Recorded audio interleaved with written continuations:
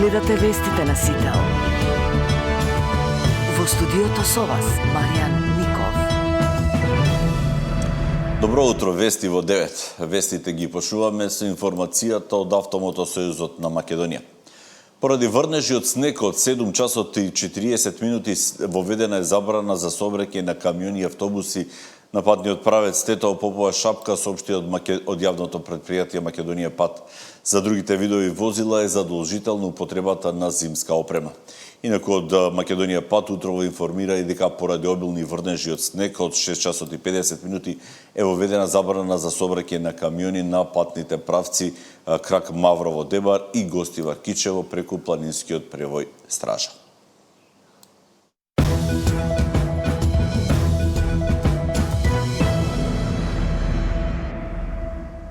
Македонија треба да ги спроведе уставните измени и клучните реформи, а Европската унија активно да ја поддржи.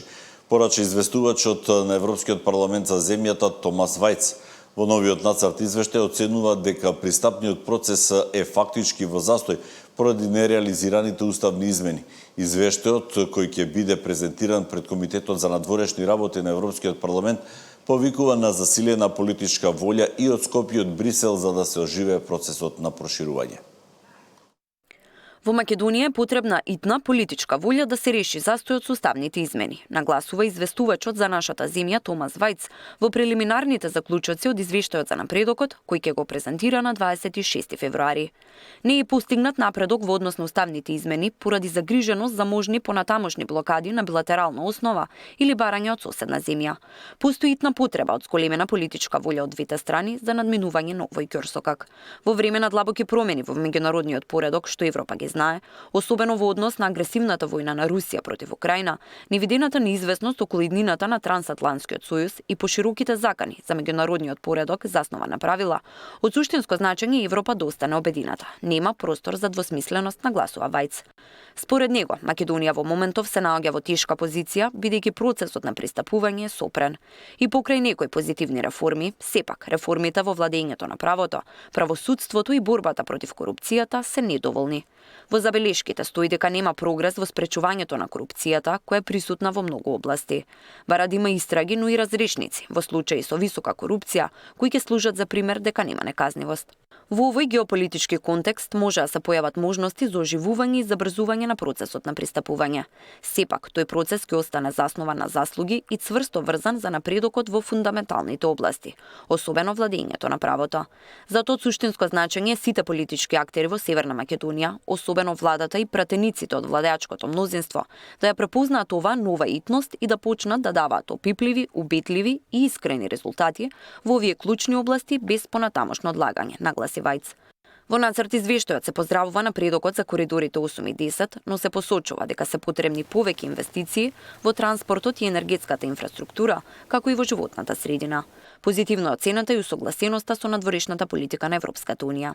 Тој бара од ЕУ исто така ги исполни своите обврски да поддржи Македонија во исполнувањето на обврските, но Европскиот совет да гарантира брз преход во следната фаза од преговорите, што Македонија ги исполни условите. По презентирањето на нацрт извештајот на 26 февруари, документот до април ќе биде разгледан од сите политички групи, пошто следува гласањето за него во АФЕТ во мај, како и гласање на пленарна седница на Европскиот парламент пред летната пауза. Од 2022-та, ова е втор извештај на Вајц за напредокот на Македонија. Претходниот извештај Европскиот парламент го усвои без македонски јазик и идентитет. Тамара Дичевска, Сител телевизија. Извештајот на известувачот во Европскиот парламент е потврда дека Македонија е во застој и дека пристапниот процес е сопрен, реагираат од СДСМ. Според опозицијата, во документот јасно се нотира недоволен напредок во владењето на правото, реформите и борбата против корупцијата. Од СДСМ обвинуваат дека владата наместо реформи ја турка земјата во изолација, толерира корупција и води конфликти со соседите. Повикувајќи се на поддршката од 71% од граѓаните за членство во Европската унија, партијата оценува дека актуелната политика оди спротивно на волјата на мнозинството.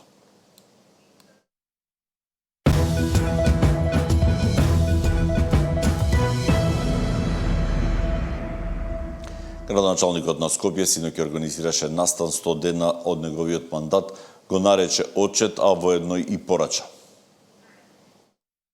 Затекнавме град претворен во депонија, расипани машини, автобуси заклучени по гаражите, а додека нашиот народ чекаше превоз.